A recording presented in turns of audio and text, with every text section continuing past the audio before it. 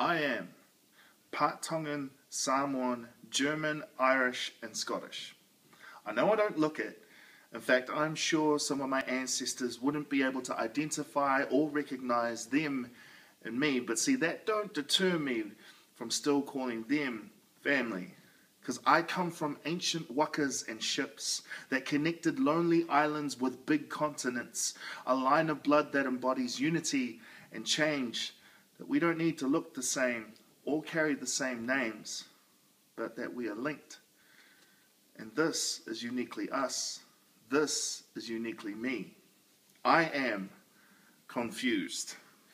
At 5 years old, being asked by my Tongan family, "Tamasi'i ha koia, tamasi'i ha moa be tamasi'i Tonga. What kind of boy are you? A Tongan boy or a Samoan boy?" Questions of my belonging, Tongan or Samoan.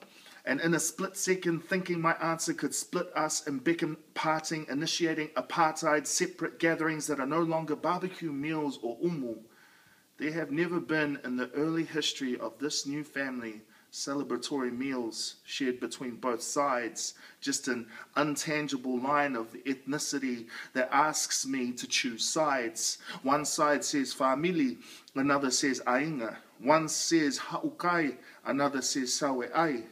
But they never say this to each other because they couldn't see eye to eye or words to ear, because indifference and ignorance blocks their ears, and the blood of ancestors spilt over issues of land and sea are what keeps them apart and is what disconnects them from each other and disconnects them to me and disconnects me to me, which makes me claim Kiwi as my identity. Too much tension in this tug of war for allegiance. I can't side with one or the other because I have a German, Irish, Scottish, Samoan mother and a Tongan father. They make me. There is no part of me that is neatly divided. I just have come to embrace who I am. And the one thing they first ever agreed on was that I was in Tongan, Sione Palangi, and in Samoan, Fia Palangi. And I am. My earliest recollections of racial interactions would have been at primary school in Palmerston North. These Palangi people didn't see Samoan or Tongan. They just saw brown. And I just saw white. No one asked me if I was Samoan or Tongan because back in 1988, they had never heard of those islands before. In fact, they asked if I was Māori, at which I replied, at the age of 8, yes.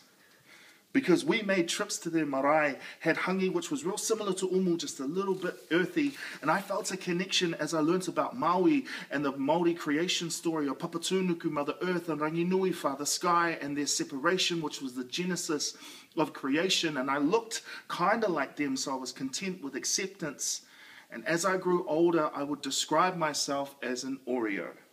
Dark on the outside, but white on the inside, looking for somewhere to belong.